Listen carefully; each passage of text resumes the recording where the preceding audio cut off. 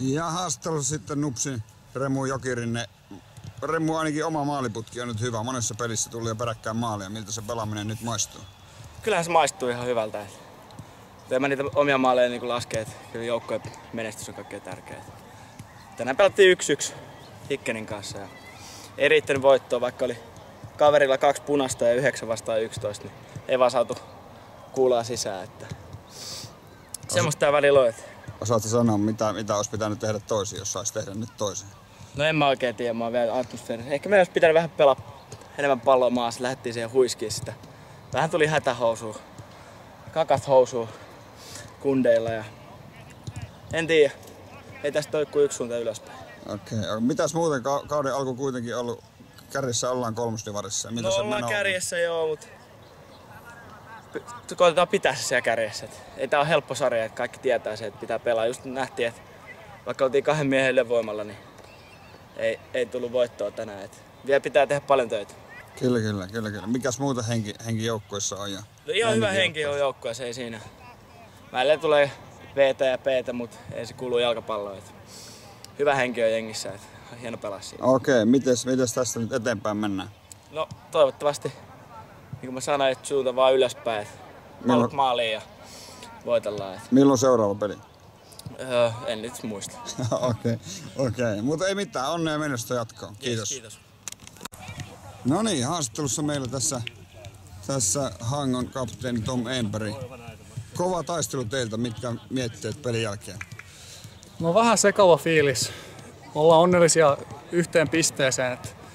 Meillä oli tukala tilanne, 2 pelaajaa sai punaisen kortin ja sitten oli yhtä tuskaa oma peli, mutta näköjään vastustajakin peli meni jotenkin sekaisin siinä, niin ei muuta kuin ottaa siitä vaan kaikki hyöty irti ja onneksi saatiin. Meillä oli pari tilannetta, josta toisesta sitten tuli maali. Et oli juuri ennenkin sitä oli kulmatilanne, mistä olisi voinut mennä.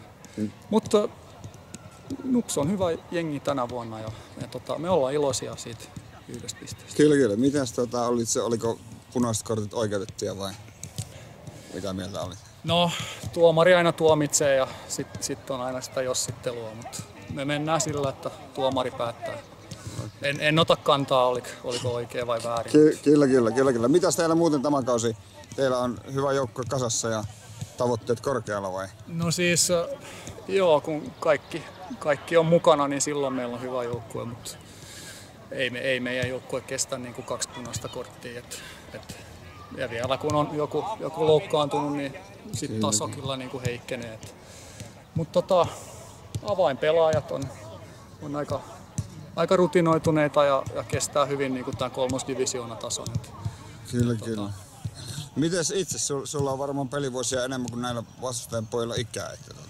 Miltä se meno tuntuu vielä? No siis kyllä tää on niinku rakkaudesta lajiinhan tässä sit ollaan ja vaikeetahan se on lopettaa, kun yrittää pitää itsestä huolta ja olla kunnossa, niin sit kun joku sanoo, tai kun joku vie mun paikan, niin sit on aika vetää johtopäätökset. Mutta sanotaanko näin, että meillähän on kakkosjengi 4. divarissa, niin sekin on ihan hyvä vaihtoehto. Joo.